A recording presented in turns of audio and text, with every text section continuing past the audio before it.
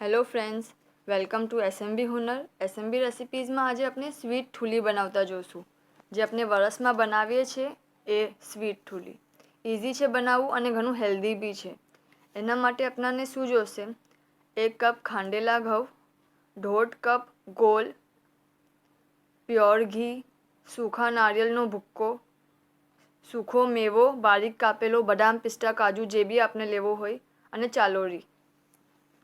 અગર ખાંડેલા ઘઉં આપને ના મળે રેડી તો આપ ઘરમાં બી બનાવી શકો છો. આપણે આગળ આ જોઈ ચૂક્યા છે કે કેવી રીતે બનાવવાના ખાંડેલા ઘઉં. ગરમ પાણીમાં ગોળને પલાળશું અને એને ત્યાર તક રહેવા દેશું જ્યાર તક કે મેલ્ટ થઈ જાય. ગોળ બરાબર મેલ્ટ થઈ જશે પછી આપણે પાણીને ગાળી લેશું તો બધો જે કચરો હોય અગર તો એ નીકળી જાય. પછી એક પેનમાં ઘી ગરમ કરશું અને એમાં ખાંડેલા ઘઉં નાખીને બરાબર મિક્સ કરી લેશું. ઘઉંનો કલર હલકો ડાર્ક થાય ત્યાર તક આપણે બરાબર હલાવતા રહીશું. પછી એમાં ગોળનું પાણી નાખી દઈશું અને બરાબર મિક્સ કરી લેશું. કવર કરીને 15થી 20 મિનિટ આપણે એને લો ફ્લેમ પર થવા દેશું. વચમાં આપણે ચેક કરતા રહીશું.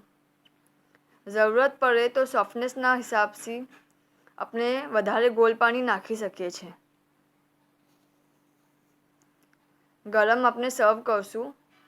કોઈ બી પ્યાલો જેનો શેપ ફાઇન હોય એમાં ઠૂલી નાખશું. બરાબર પ્રેસ કરીને એને ઉલટો કરશું તો એ પ્યાલાનો શેપ આવી જશે. અને પછી એના ઉપર ડ્રાય ફ્રૂટ્સ, ખમણ અને ચાલોરીથી ગાર્નિશ કરશું અને સર્વ કરશું. શુક્રન.